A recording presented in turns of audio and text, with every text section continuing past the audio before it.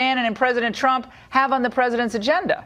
To discuss, I'm joined by columnist Coulter in New York, one of the earliest and strongest Trump supporters, and also in New York is National Review editor Rich Lowry, who was less than an enthusiastic supporter at the outset of Donald Trump.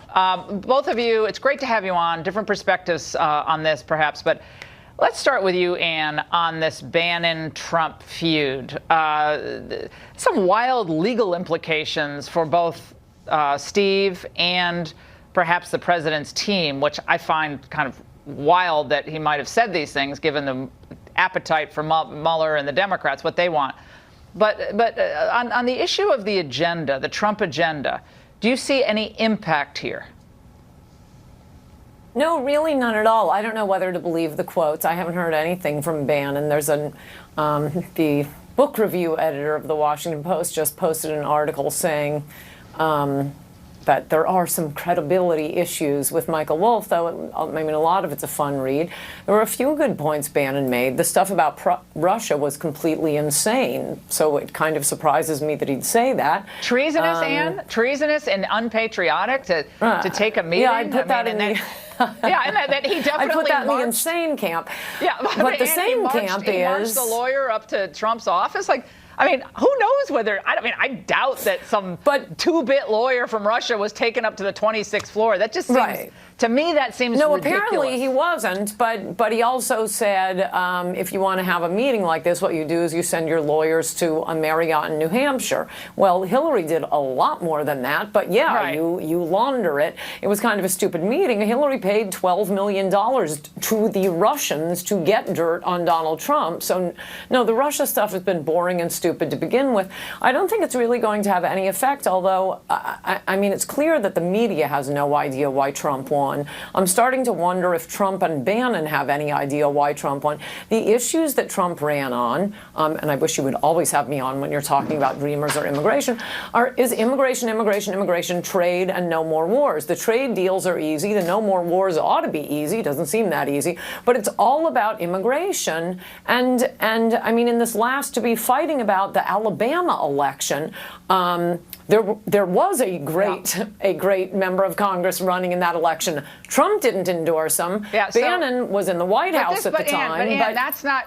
And I want Rich to get on this because they're not debating immigration. I agree with Ann on the immigration issue. Trump has no. But I'm saying what I'm saying here is they were debating Alabama. Right. The comments in the Wolff account. Again, we're going to learn more about this, whether it's true or not. I'm sure we'll hear from Bannon at some point. But Rich, on the issue of immigration, look, it's tons of room to argue with any DACA deal or, gosh, should we build the wall, have 10 years of enforcement before we ever entertain a DACA deal?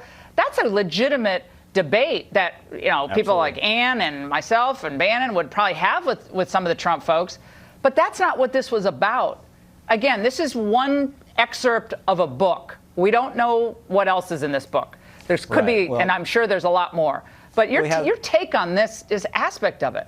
But we have other people who are quoted in the book who are contesting the quotes. So we don't know 100% whether he used this nuclear word of treason, but it is consistent with blind quotes we've seen over the last year where Bannon really hates Jared Kushner and thinks he was doing something untoward with Russia. And look, I obviously had my reservations about Donald Trump, but I do want him to succeed. And I think the fact was, in the White House, Bannon alienated a lot of people. He did spend a lot of time leaking. He got fired for leaking when he called out of the blue a left-wing journalist from the American Prospect. And Alabama was a debacle. And when these allegations came out, and a lot of them were credible, Bannon didn't back off in the least. He proudly continued to support Roy Moore and got Donald Trump involved.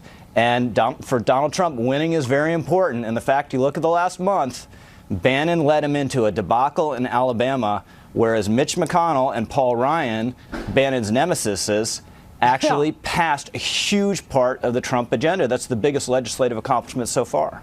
And do you find it interesting or perhaps ironic that the establishment is, or frightening, that the establishment is rallying to Donald Trump after this excerpt is released?